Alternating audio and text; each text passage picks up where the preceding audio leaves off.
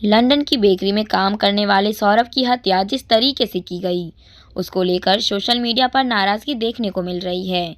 सौरभ की पत्नी मुस्कान और प्रेमी साहिल की वकीलों ने पिटाई भी कर दी। पुलिस ने इस हत्याकांड को लेकर कई खुलासे किए हैं। पुलिस ने बताया कि मुस्कान की बेवफाई से आहत होकर सौरभ ने 2021 में तलाक की अर्जी लगाई थी। बाद में दोनों में समझौता हो गया। ये भी पता चला कि सौरभ ने घर खर्च के लिए मुस्कान के बैंक अकाउंट में 1 लाख रुपए डाले थे। उन्हीं पैसों को लेकर मुस्कान ने प्रेमी संग हनीमून मनाने में खर्च कर दिए। पुलिस ने बताया कि मकान मालिक ने मुस्कान और साहिल को आपत्तिजनक हालत में देख लिया था। उसने सौरभ को इस बारे में बताया था।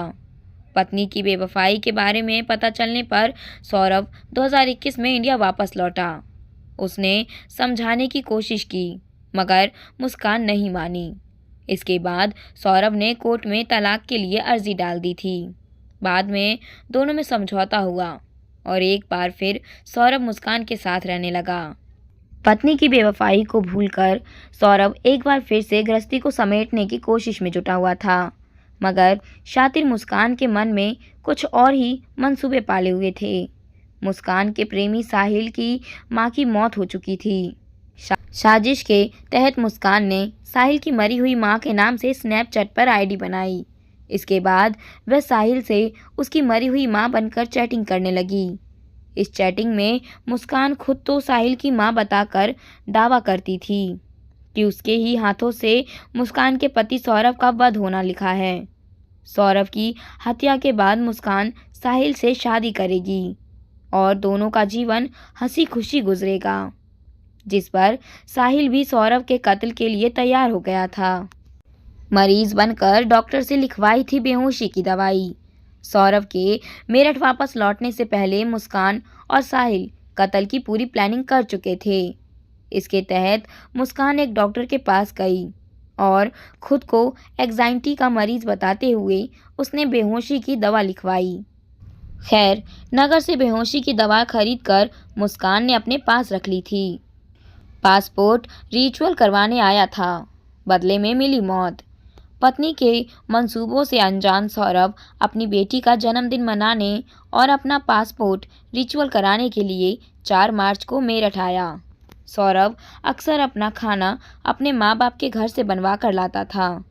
घटना वाले दिन भी सौरभ अपनी माँ के घर से कोफ्ते की सब्जी लाया था। रात के समय मुस्कान ने सौरभ की सब्जी में बेहोशी की दवा मिला दी, जिसे खाने के बाद वह बेहोश हो गया। मुस्कान की हैवानियत की हद तो देखिए। सौरभ के बेहोश होने के बाद मुस्कान ने खुद उसके सीने पर चाकू रखा और प्रेमी साहिल ने प्रेशर से चाकू दबाकर सौरभ के सीने में घोंप दिया।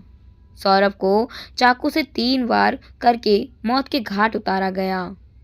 इसके आगे दिन मुस्कान और साहिल चिकन काटने के 2 चाकू और सीमेंट का बैग मार्केट से खरीद कर लाए। फिर शव को बाथरूम में ले जाकर दोनों हाथों के पंजे और गर्दन काट डाली। लाश को 4 टुकड़ों में काटकर दोनों ने एक ड्रम में डाला और उसके ऊपर सीमेंट का घोल डाल दिया। सौरभ लंदन से 6 लाख रुपए कमाकर लाया था। इसमें से 5 लाख उसके अकाउंट में थे और 1 लाख उसने पत्नी मुस्कान को घर खर्चे के लिए दिए थे।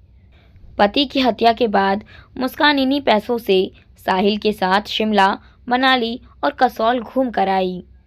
दोनों की प्लानिंग थी कि ड्रम में जमी सौरभ की लाश को वह ड्रम के साथ ही कहीं ठिकाने लगा देंगे, लेकिन सौरभ के 5 तारीख से लापता होने के कारण उसके घर वालों को मुस्कान पर शक था। मुस्कान के वापस लौटते ही परिवार के लोगों ने पुलिस बुला ली और पूरे मामले का खुलासा हो गया। इसके बाद सौरभ की लाश को पोस्टमार्टम के लिए भेजा गया, जहां पे डॉक्टरों का भी दिल दहल गया पोस्टमार्टम करने में। पोस्टमार्टम रिपोर्ट से पता चला कि सौरभ की हत्या को 2 हफ्ते पहले ही की जा चुकी थी। उसके शव को जलाने का भी प्रयास हुआ था। डॉक्टरों ने बताया था कि शव की त्वचा लटकी हुई थी और सारे दांत हिल रहे थे। मेरठ के सीएमओ डॉक्टर अशोक कटारिया ने बताया कि उन्होंने अपने 30 साल के करियर में ऐसा केस कभी नहीं देखा।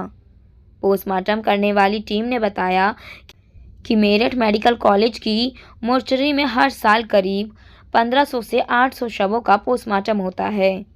इनमें से 700 से 800 पोस्टमार्टम में वे खुद शामिल रहते हैं। लेकिन सौरभ का मामला अपने आप में अनोखा और बेहद खौफनाक था।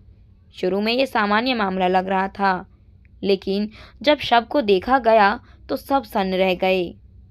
शरीर के टुकड़े टुकड़े, दिल पर गहरे वार। टीम ने बताया कि शव की हालत बेहद डरावनी थी।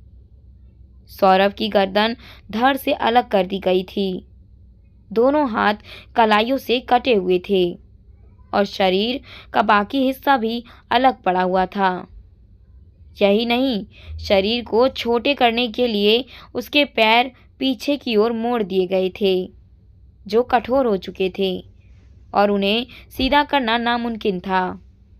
सबसे ज़्यादा चौंकाने वाली बात यह भी थी कि दिल पर चाकू के इतने गहरे वार किए गए थे कि वे अंदर तक चले गए थे। इससे साफ था कि वार बहुत ताकत से किया गया था। करीब 1.5 घंटे तक पोस्टमार्टम चला, जिसके बाद शव को परिजनों को सौंप दिया गया। डॉक्टर भी रह गए थे सदमे में। टीम ने बताया कि वे सालों से पोस्टमार्टम कर रहे हैं और ज़्यादातर मामलों में उन्हें भावनात्मक रूप से प्रभावित नहीं होना पड़ता। लेकिन सौरभ के साथ जिस तरह की क्रूरता की गई थी, उसने उन्हें भी झंझोर कर रख दिया था। घर जाने के बाद भी उनके दिमाग में वही शव घूमता रहा। डॉक्टरों के मन में यह सवाल लगातार उठता रहा कि कोई पत्नी इतनी निर्दयी कैसे हो सकती है कि अपने पति को इतनी बेरहमी से मार सकती है।